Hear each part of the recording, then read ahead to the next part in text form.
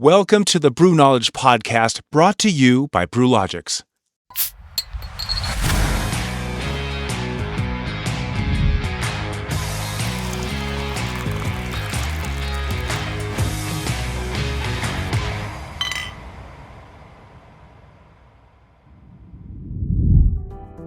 Have you ever gone to a brewery, taproom, or restaurant and thought, meh, how about the places that make you say, wow? What's the difference between the two? It may not always be obvious, but our next guest is here to clue us in on how to make sure your place is the latter. But first, Dan had another great question. Hey, welcome everybody. This is my favorite session. This is the BrewKnowledge Q&A with two of my favorite peers in the industry, favorite people in the on Earth, this side of the Milky Way, and just excited to ask some questions to Jeremy Storton and Josh Lindsay. So yeah, welcome guys, and are you ready for the heater today? Let's do it.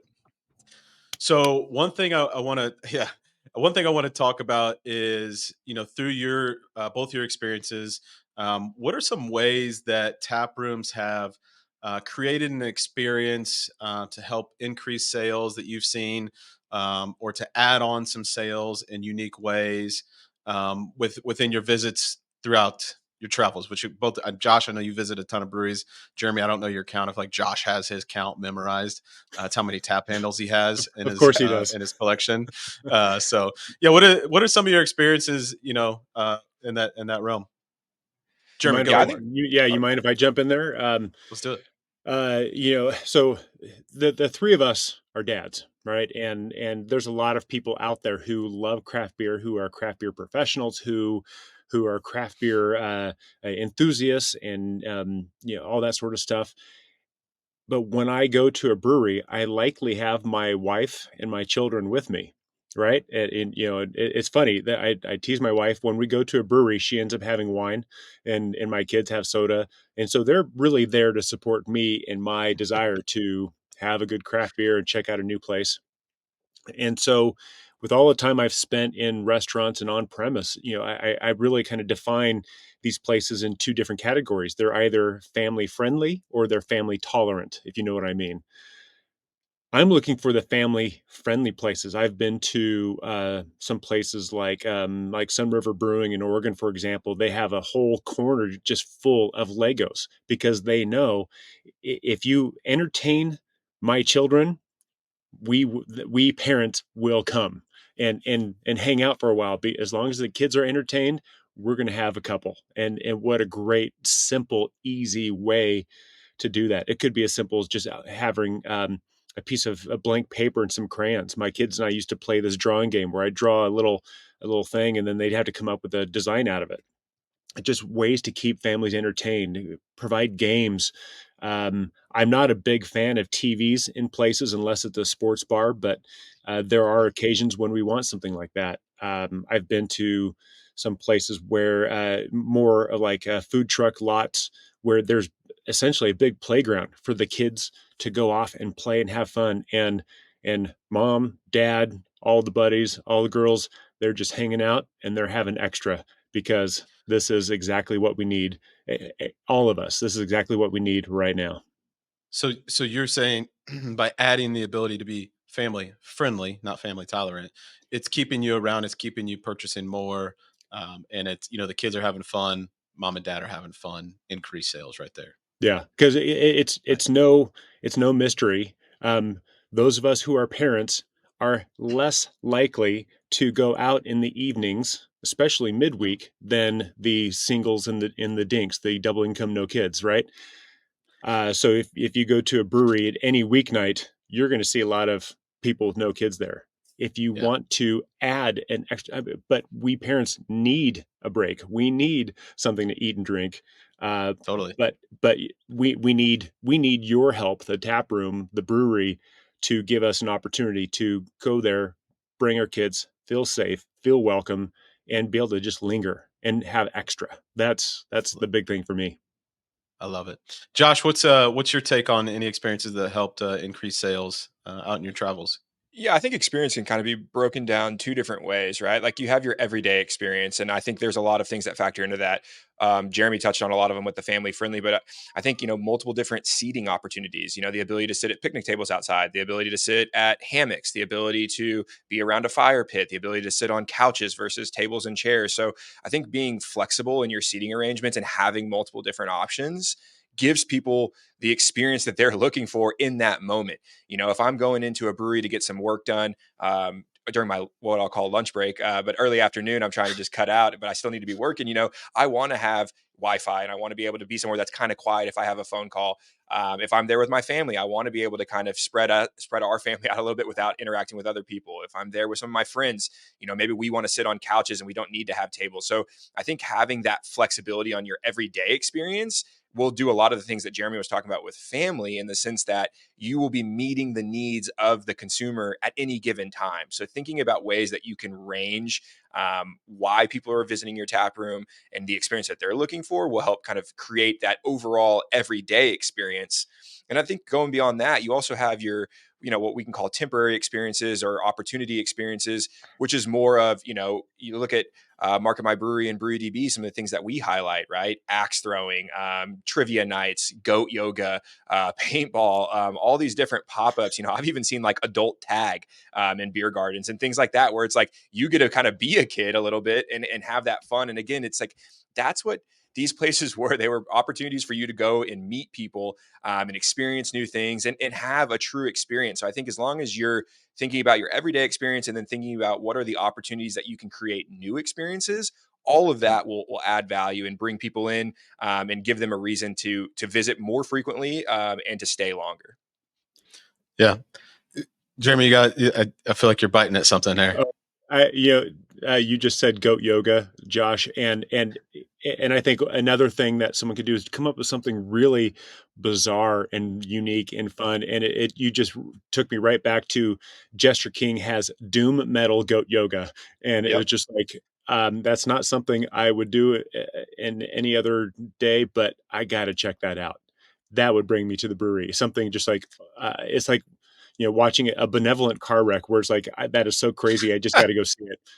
Well, and I think to your point, though, what's really unique about Doom Goat Yoga at Jester King is like that totally fits their vibe. So I think that's the thing, too, is like think about who you are, think about what you represent, and think about how you can put a unique twist on maybe something that already exists or create something completely new. You can use events for a couple different things. You can continue to filter down and to really solidify your audience, but you can also use events to expose yourself to a new audience. I had a brewery I previously was at, we did blues on Wednesdays. And so it brought in an older clientele than we would typically see who wanted to come and enjoy blues music. Well, then they started having events and graduation parties and things like that. So, there's all these different opportunities that you can look at and say, okay, here's the target audience for this event. Here's how we're going to do it. And then be thoughtful and bring it back to your brand. I love it. Gentlemen, that was my question for this episode. So thank you so much for your insights, and we'll see you soon. Yeah, hope to experience some great experiences out at breweries. Yes, sir. I concur. Cheers. The Brewlogix craft beverage community drives on-premise profitability through our unified technology platforms. Go to brewlogix.com to get started. And now, our interview with the founder of Secret Hopper and Craft Beer Professionals, Andrew Coplon. Welcome, everyone, to more Brew Knowledge. I'm your host, Jeremy. We've got Dan the Man on the microphone. And today, our guest, most of you know him. If you don't know him, then climb out from under that rock that you've been hiding under. His name is Andrew Coplon. He is the founder of Craft Beer Professionals. He is the founder of Secret Hopper. And his tagline, which is absolutely perfect, that's why we're talking today, but Andrew helps breweries nationwide create more memorable and profitable taproom experiences using data-based insights gathered from thousands of visits. This is a guy who goes out to bars and breweries for a living and helps people do a better job for people like the three of us who, when we go out, we want people to do a better job, right? Right? Yeah. 100%. Chime in there. Yeah, all the work I do is purely selfish. I want to go somewhere and I want people to do a better job when they serve me a beer. Andrew, welcome to the podcast. Thank you so much for being here. Well, Jeremy, thanks for this opportunity. I love talking taproom. Dan, you had you mentioned before we started rolling that you had some great stat to kind of lead us into this conversation. Will you lay it on us? Yeah. So talking about really going to lean into what we see as kind of growth in the taproom world nowadays. And the stat came out of the new brewer. I can't remember what edition it was, but it really kind of recapped 2022. And Andrew, I'd love to hear a little bit of feedback from this, and it's going to kind of give us some questions moving forward. But breweries and tap rooms that were founded prior to 2018 only showed about 2% growth in 2022. And breweries and tap rooms that were opened post or after 2018, they grew about 20%. I have some thoughts about why that is. I didn't know, when you think about what the model was 2018 prior and then 2018 after, things shifted. Hospitality started becoming more of a topic and things like that. And as you get some data from your organizations that you run, what is some of that stuff that you maybe have some comments on that stat alone, but also what's continuing to grow, through 2023 into 2024? Well, we could talk about that for an hour, couldn't we? You know, if you look at beer, say when we first got our company's launched 7 years ago, there was half as many breweries, say 5,000 breweries. And now we're nearly at double that. Back then, you could make okay beer, have an okay experience, kind of know how to run a business, and you could be pretty successful because there were just less breweries and, it wasn't about the same components that it is today. And as we've seen, a lot of it's been pandemic influenced. You have to do more than just make really great beer. You have to put it out a memorable atmosphere. You have to have that engaging, hospitable staff you talked about, Dan. And really, you need to get to the intersection of those three. And that's how you create, that wow experience people crave. And looking at how things were pre-2018, you could come into the market and expect to be a regional, state level, or national player. There's just not the opportunity for that anymore. The shelves right now, they're not just beer. They have every beverage you can possibly think of that we're competing about. And when you talk about the taproom experience, it's not just us fighting against big beer. That's a thing of the past. It's us, trying to compete for everyone's dollars. When we all go out on a Monday night, on a Friday night, when I take my family somewhere on a Saturday afternoon, I'm looking at every possible entertainment source, every restaurant, every kid show I could take my family to. Where am I going to spend my money? And that's who the brewery is competing with these days. So when you look at 2018 versus now, the model was completely different. You could launch then and be a big player. Now the model we're seeing so many breweries do is that community-driven taproom model, where your goal is not to own your entire state, but the goal is to own that mile around you and bring a safe, welcoming space where your community come together, not just for great beer, because you have to make great beer. If you're not making great beer, you're not going to last. But to come to a place where you get all of the above, you can please everyone from the beer nerd to the kid we're bringing with us. You've got music, you've got trivia, you've got great atmosphere, you've got food. Because if you don't have one of those components, someone's likely to go to the place next door to finish out the rest of their day. And you have to really give guests these days that overall experience. And those are the breweries that are growing, that are focusing on experience. Yeah, I think a big part of it for myself is value versus inflation, or more accurately, the cost of living. Because I recently, my wife and my two kids, my two teenagers, went out. We got an appetizer. I had a couple beers. My wife had wine. My kids had soda, and with tip, I mean that's easily $70. And if me, Joe Schmo, I don't make a ton of money to do that all the time, then I'm going to be a little bit more diligent about, okay, where is this worth my wow? And to just go to any old brewery and get any old beer, I don't think so. Right? The intentionality is spot on, Jeremy. I mean, you're going to spend your money with the places that you align with the values, what they're putting out, and where everyone who's part of your family and your friend circle can get what they need. Yeah. So let's bring it all the way back to basics first. I mean, we kind of jumped in hot and heavy already, and I think that's fantastic. But frankly, I used to live in a state that required food. Now I live in a state that does not require food. What are the pros and cons of having food or not having food? And which is another hour discussion, but briefly, what are the bullet points that bubble up to the surface for you? Big takeaway, you have to have food in some capacity these days, whether it's just chips neatly positioned next to the register so you can encourage it or your own kitchen, you have to have food. I was talking to a brewer the other day and they don't have food. I said, how's that impacting your business? They said people come in, have 1 pint, go to the Italian restaurant next door to have 2 more beers and have dinner. You have to have food because you're fighting for people's attention. And the reason you need to have food is not only people are looking for that overall experience, there's increased competition in the market. You're trying to get that entire audience, but you also want to make more money. And food is a way you can do that. And we have a really neat data set. I know you alluded to that thousands and thousand person data set I have, Jeremy. And unfortunately, it's not myself visiting thousands of breweries across the country. I'm lucky enough to visit a few, but this is a data set from over 9,000 unique visits. And we took this data set and kind of honed in on the visits from the past couple of years where people purchase food. And one thing that was really, really fascinating, we look at food and we define it as those visits where someone's purchasing at least $10 worth of food. That's probably when you're looking like more of like an entree, more of a meal, something more than just a bag of chips. So we analyze the visits where someone's spending more than $10 of food versus visits where someone's not purchasing food. And guess how much more money people are spending on those visits with food? Does anyone want to throw out a percent? What percent increase do we see when you add food? Is this per person or per check? Per tab. Yeah. And Dan, for context, the average tab is about 1.9 people that we're looking at. What, 50%? I would say $20-$30 more.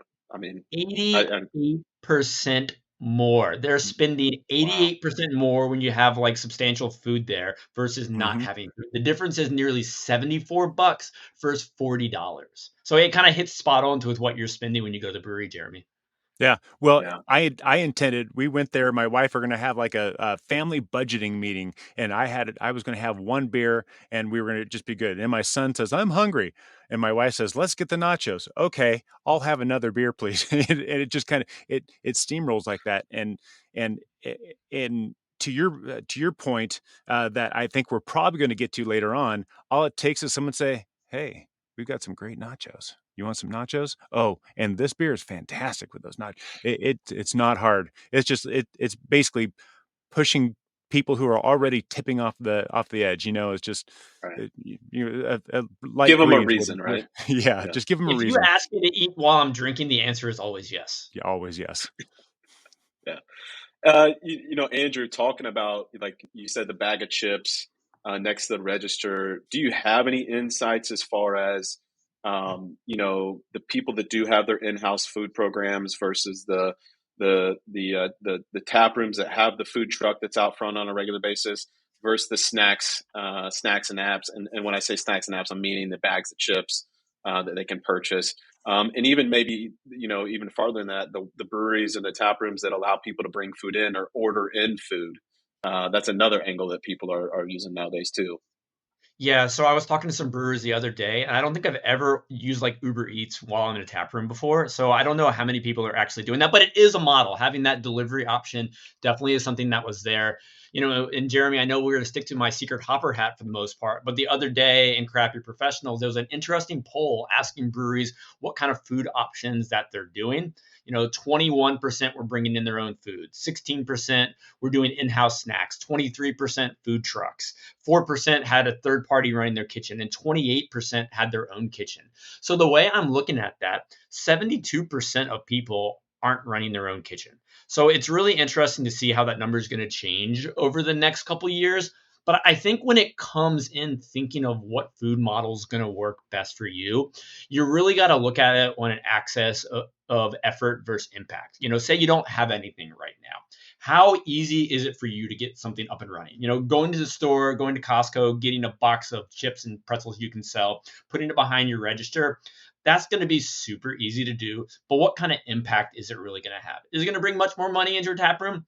Probably not. Is the guest really going to hang out much longer? Probably not. But it's a good first step. But then you look at the other extreme, investing thousands of dollars in a kitchen. That's probably going to take a lot of effort. But at the end of the day, it's probably going to have a lot of reward and positive impact on your business. So no matter what your food options are right now, whether you have none or whether you have some, really kind of take the time to brainstorm it and put it on that axis of impact versus effort and see how easy it could be to get something up and running. I know an option a lot of breweries these days, they're looking at pre-made charcuterie boxes because it checks a couple boxes. It's pre-made, making the effort needed to implement it pretty easy. You call up your local, shop who's making them on their own. You get it behind your counter in a pretty little display tray and you sell it for $12 or something like that. It's easy Yeah, a to lot of do. wineries do that too. Right. So, and there's companies that are focusing on things like that. So find what can be easy for you, easy to implement, but also actually kind of check that box of getting someone to eat something and going ahead and ordering that other beer. Because a bag of chips probably is not going to result in a lot more spending. But the more you get them to spend in food, the more increase you're going to see in the beer sales as well. Well, and when you lay out all the, sorry, Dan, go ahead. No, I was going to say one thing that's interesting. We have a customer of ours, a brewery, and they had a contract kitchen in house, right? But they didn't have the partnership there as well, which I thought was a very interesting conversation. Is they wanted more snacks and apps, where the contract kitchen was just making pizzas and entrees, right? And so they didn't have the control. So they've since parted ways with contract kitchen to have more control over that program. And I think, that's kind of their hurdle for 2024 was the effort, the intentionality behind going, and doing their own food program. But I think that they see the reward on the other end of this thing, not to just offer those larger entree prices, but also the easier snacks, the bite-sized things that they can grab. So I think to your point, like make sure you have a good partner if you're going to have an outside source too. Yeah. Well, you got to have a good partner. If you're going to do it yourself, make sure you have the staff and ability to do it too, because one solution might not be right for everyone.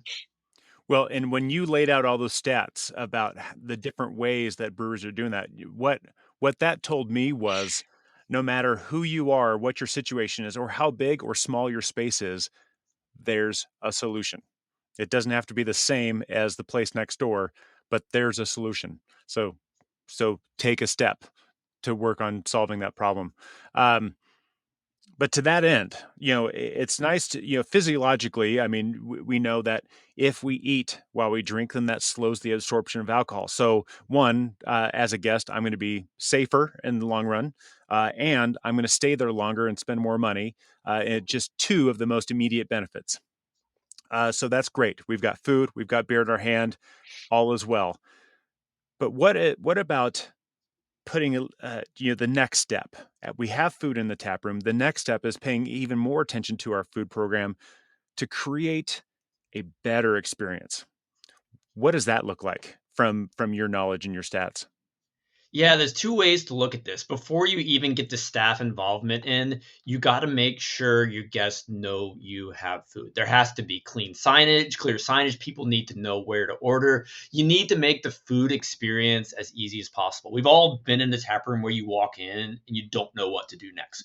Where do I order? Where's the bathroom? Where do I even look? You need to make it easy. Like, where do I order to-go beer at the end of my visit? Because if people don't know, they can't do it. So you need to give them the signage. You need to give them really easy to read menus that are informative, pictures help, but also you need to make it visible. I talk about chips by the register. I've been to so many breweries and, I'm right here, but the chips are 20 feet down there and I'm never going to order them. You just need to make it convenient for people. There's so many things you can do with the design of your tap room and just the placement of things to make the odds of someone ordering food a lot higher. But before someone even gets to your tap room, are you promoting it online? Are you just putting a ton of pictures out there about your beer? Show me that awesome roast beef sandwich you have. Get me excited to come in for food. One of the things that you can do is become known for having that one food item that people crave. We all know how many breweries have pizza. And, I love pizza while I'm drinking beer. But do you have that one item that's going to differentiate you, just like you hope your beer is going to differentiate you? So I think just getting people excited about seeing your food, knowing it's there, and making it easy to order is huge. But Jeremy, then it comes to our favorite part, that engagement with the guests. That is something you alluded to a minute ago. Food is an upsell opportunity. I don't think people are necessarily thinking of that. You give someone a menu and you kind of expect them to order, but it's just like when you go to a place, would you like fries with that? Would you like to add something on? When you first order that beer, that staff member needs to be saying, I really love eating this while I'm drinking this. But also the other way around, you can flip it. If someone comes for food, and believe it or not, people are coming to tap rooms to eat these days. There are people who come who don't even drink, who don't want beer. So in the situation where food is leading the experience, you can say, hey, Dan, I really enjoy drinking this while eating that, kind of flipping the script on that a little bit. So make sure your staff is encouraging it. Have your staff taste it, just like you have your team, try all your beers and are able to describe them in their own words. Are you doing that with food? That's so important as well. Give your team the tools to properly sell what you have on the menu. Because as we keep saying, people like to eat while they're drinking. You can find those subtle, authentic ways to get people excited about, having something to eat while they're drinking at your brew pub. Totally. One thing that comes to mind is part of the reason why we put food pairings in our application is for that. Not only for our consumers to really understand, but we also want staff to understand at these breweries how to easily find that information. Because I think to your point, Andrew, is like the upsell opportunity is there. You just got to have the right ways to get that information to the staff and the right training and methodology, I guess, to get that from staff to consumer. And it doesn't have to be far, right? You just have those little nuggets in your pocket that you're ready to go to the table and fire away. From outside of food, really what do you take from a taproom experience as a whole? So we've really hounded on food, but in this new wave, what are you seeing, in that Venn diagram of, a great customer experience? What are some other elements that can be maybe brought to light and that are simple that some tap rooms can easily go and say, yep, I can go execute that right now, per se? I don't know if easy is the right word there, Dan, because everything takes planning these days, but I think intention is really what you have to be. Outside of food, we see so many tap rooms focusing on event programs these days, whether it's your standard recurring trivia type events or, a market that you have quarterly or even like an anniversary party. You need to give people a reason to come to your tap room. And if you're not already planning events, that's what you need to be focusing on. What do your best guests want? Talk to the guests who are already coming in, see what other activities could be drivers to get them to visit more. When you get people to come in for one of these events that you're hosting, whether it's a market, they maybe never been to your brewery before, or maybe they come with a friend just to have something to eat. What's going to get that person back? Find out what they're interested in and bring these drivers to get them back in your tap room, because people are, event driven these days. People are food driven these days. When you say, so that's a good question that you might be able to have some expertise in. How do taproom managers get this information? You have the secret hopper that's able to go in there and understand that angle. But from the other side of that, how can taproom owners, operators get that information out of their customers? Is it just a walk to the table and a question? And do you have any suggestions there? How have we not used the expression about building relationships? Because that's what's all taproom visits are about. It's all about connecting with people. That's why we all come. That's why I love going to tap rooms, just to connect with someone over the shared love of beer and experience. And I think for owners and managers, it's important to build relationships with your guests. When you're learning what someone enjoys to drink, you learn why they came in that day. Say, hey, so-and-so, what can we do that would interest you in the future? Just ask the questions. People like to be part of the process. People like to be empowered with, giving insight on ways that can make the place they're visiting even more sticky to them in the future. So simply coming over and asking questions, having the staff behind the bar just make it part of their rapport when they're engaging with guests. Hey, what can we do to make your experience better? What would you like to see in our tap room? Start with those simple conversations, because everybody likes to talk, right? People love to be asked questions. People love to share things about themselves. People love to give their input. I don't think anyone's ever going to get upset about you asking that question. What can we do better? Everybody's got an opinion. Well, I was saying, just like my mom's old words. Yeah, sorry. Well, I was going to say, just like Ted Lasso taught us, stay curious, right? Yeah. So, Jeremy, I gave a talk at a festival last summer, and literally the one takeaway I told everybody at the end was just be curious, ask questions, just learn be curious. from others. I go into every conversation, whether with you all or someone I meet at the bar, hoping to have that one little takeaway that I just kind of am lucky to get from that person, or something that I can pass along to someone else just by Yeah. being curious. Well, and one of the things that, this is all steering toward, as far as that curiosity, is like, let's assume that I'm a taproom owner or manager, and let's assume that I'm very busy. Maybe I'm a little stressed. Maybe, just maybe, I'm a little overwhelmed. But I do want to take that next step. I do want to have a food program. I want to have a good food program. I want to have good signage. I want to have good access. I want to create that good customer experience. What are a few things that I can start doing tomorrow to create that? Yeah, so this is an exercise I've done in person and virtually. I recommend that owner or manager and their team get together and brainstorm as many as possible food solutions that you can do in your tap room. These can be 100 terrible ideas. The goal is quantity, not quality. Think of everything you could do to solve that food problem in your tap room. Then we're going to get a little realistic. As I talked about earlier, think about how much effort each is going to take. Put it in your own kitchen. It might not be reasonable, might not be able to do that. But, getting those pre-made charcuterie boards could be an option. So think about how feasible it's going to be. Think about how much impact it's going to have in your tap room, because obviously you want to do something that's going to generate more money, I would imagine, and also get the guests to hang out longer. And a benefit that you're also going to see, your staff's going to be happier. Once you properly educate and make sure you're planning out how you're going to educate your team on these new offerings, because your team may be used to just selling beer and other beverages. How are you going to train them on the food program? So make sure you're educating and training your team. But once you have that in place, let your team know they're going to make more money. Tabs are going to be maybe 88% higher. Who doesn't want to see tabs 88% higher? You're going to see more guests come to your tap room because you have the overall experience, and your team's going to make more tips too. I love looking at the tip difference, because when you have those tabs that include food, the guest is average going to tip $14 on the tab with food. But when you're only looking at just a visit with beer, maybe $8. So it's a big difference for your staff members' pockets, who are going to be a little bit happier when you make money. But the moral of the story is, just plan it out. Don't just, decide we're going to break down some walls and build a kitchen without having a real game plan.